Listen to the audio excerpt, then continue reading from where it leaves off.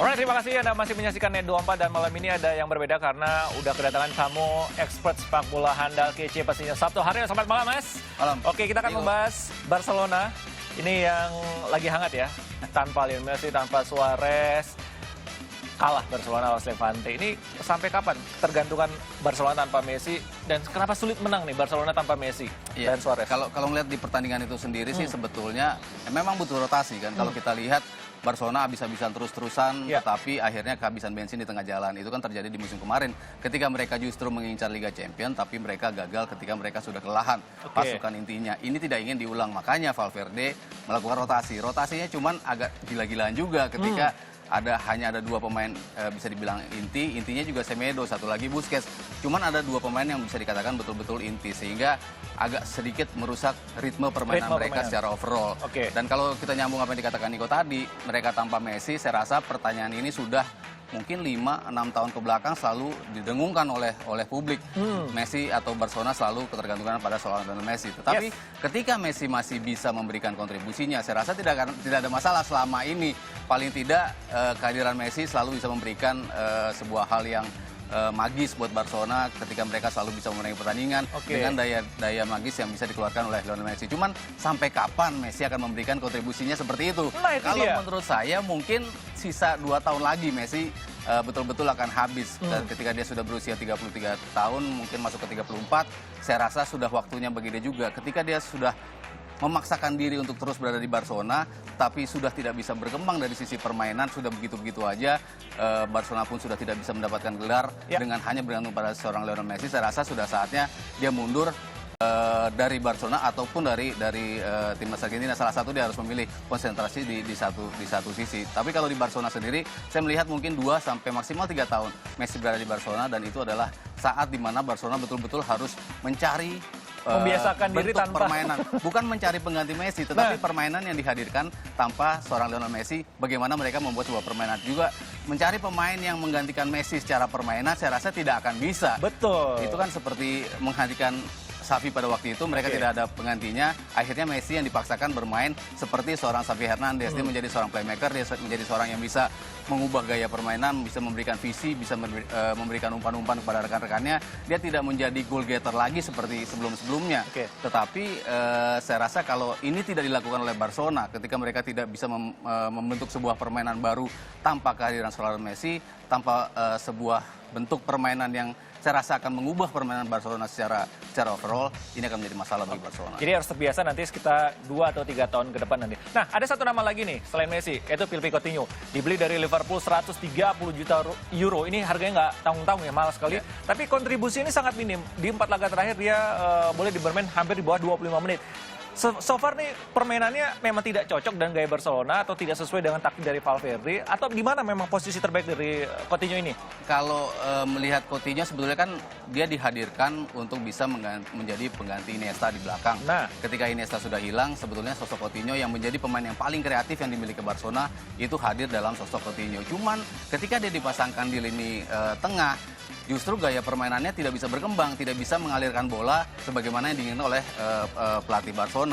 Jadi makanya dia kadang-kadang didorong ke depan sebagai salah satu trisula di depan. Di situ permainannya mungkin yang paling cocok dengan Barcelona. Cuman kan tidak bisa menutup apa yang diinginkan di lini tengah. Makanya kenapa itu Arthur sekarang yang lebih sering bermain, karena gaya permainannya yang lebih mirip dengan seorang Xavi Hernandez. Dan saya rasa kalau harapannya seorang Coutinho akan bermain seperti Xavi, dalam sisi permainan dia bisa memberikan umpan-umpan pada rekan-rekannya, dia bisa memecah kebuntuan, dia bisa membuka ruang bagi rekan-rekannya. Saya rasa ini bukan seorang Coutinho yang bisa bermain seperti itu di Barcelona. Jadi ketika diharapkan bermain di lini tengah menggantikan seorang Xavi ataupun Iniesta, saya rasa ini tidak bisa dihadirkan oleh Coutinho. Jadi makanya sebaiknya di mana bermain? Dalam 3 trisula di depan, saya rasa Messi, Coutinho, dan juga Luis Suarez itu mungkin komposisi yang paling bagus, yang paling ideal yang bisa dimainkan oleh seorang Coutinho. Cuman kalau melihat Coutinho, bukan hanya dia tidak bisa memberikan sisi terbaik, tetapi dia tidak bisa bermain secara optimal di setiap pertandingan. Saya rasa ini yang menjadi masalah utama bagi Philippe Coutinho. Jadi penyebabnya Coutinho sendiri nih, bukan dari sisi permainan, saya rasa dia ketika bermain di Liverpool, dia menjadi pemain yang ada di salah satu di terdepan. Ketika di Barcelona, dia bisa menjadi pemain yang di tengah, dia bisa menjadi pemain di depan, dimanapun dia bisa bermain. Sebetulnya kalau dia bisa mempertahankan ritme di setiap pertandingannya, saya rasa tidak ada masalah bagi Coutinho untuk bisa terus bermain secara reguler. Tapi ini tidak bisa ditunjukkan oleh Coutinho. Digantikan oleh Dembele, Dembele bisa bermain lebih bagus. Dibandingkan Coutinho. Makanya belakangan kenapa Dembele yang lebih sering dimainkan ketimbang Philippe Coutinho. Oke, jangan-jangan nanti Coutinho bakal dijual nih. Pengganti sudah siap dari Chelsea, sepertinya sudah ada kabar ya. Jadi Willian akan didatangkan dan menjual Coutinho. Tapi kita bukan membicarakan Coutinho bagaimana nanti ke depannya. Ada satu lagi pemain yang digadang-gadang bakal bersinar ya, yaitu Munir El Haddadi. Gagal di timnas Spanyol juga, gagal membela Maroko. Ini sebenarnya ada masalah apa dengan Munir sendiri? Apakah memang kesulitan untuk menembus bayang-bayang dari Messi dan Suarez sejauh ini di lini depan? Iya, ketika di Barcelona musim kemarin bermain bersama Valverde kan mereka bermain dengan formasi 4-4-2. 4-4-2 di depannya sudah pasti Messi dan juga Suarez. Otomatis sulit bagi seorang pemain apalagi sekelas Munir El Haddadi yang tidak bisa tampil optimal setiap pekannya. Dia dimainkan di menembus untuk menjadi salah satu trisula di depan.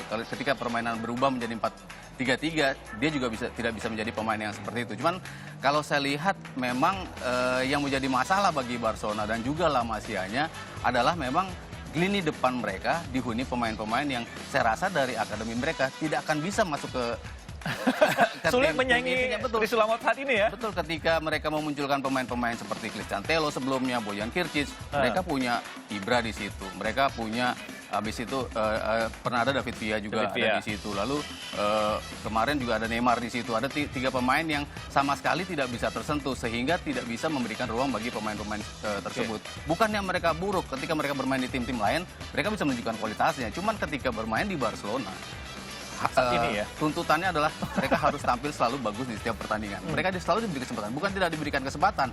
Valverde di musim ini memberikan kesempatan bagi 28 pemain. Dia sudah memainkan 28 pemain, berarti ada pemain-pemain dari akademinya banyak yang dimainkan. Tetapi tidak bisa menembus tim inti ketika di depannya masih ada pemain-pemain yang kualitas bintangnya lebih bagus, secara kontribusi juga lebih bagus. Jadi saya rasa mereka memang tidak punya tempat di tim inti Barcelona saat ini. Bukannya mereka jelek, bukannya mereka tidak bisa memberikan kontribusi, cuman untuk Barcelona memang bukan menjadi tempat mereka. Jadi keputusan dari Munir ini untuk hijrah di Barcelona di Januari ini tepat. Apakah harus menunggu nanti ketika Messi boleh bilang pensiun atau Suarez? Enggak lah, saya rasa mereka masih butuh jelas Messi dan juga Suarez. Dan mereka masih punya Dembele, mereka masih punya Coutinho, mereka masih punya Malcolm. Pemain-pemain yang secara kualitas saya rasa masih agak sedikit lebih bagus dibandingkan Munir. Mungkin ya Malcolm yang masih bisa bersaing lah bersama Munir. Cuman kalau kita lihat dari permainan secara overall yang bisa bermain dalam sebuah kesatuan yang tampil solid, mereka tampil kompak, saya rasa Munir tidak punya tempat di tim yang ini. Jadi mau nggak mau harus pindah ya. Tapi berbicara tentang masa depan nih, ada satu yang lagi perbincangan hangat juga. Jadi masa depan dari Valverde dipertanyakan karena manajemen Barca sendiri tidak mau memperpanjang kontrak. Apa ada masalah dari manajemen sejauh ini? Enggak sih, sebetulnya manajemen mengatakan bahwa mereka masih mempercayakan kapal mereka pada Valverde, dan Valverde masih membuktikan Barcelona berada di puncak klasmen dengan keunggulan yang cukup.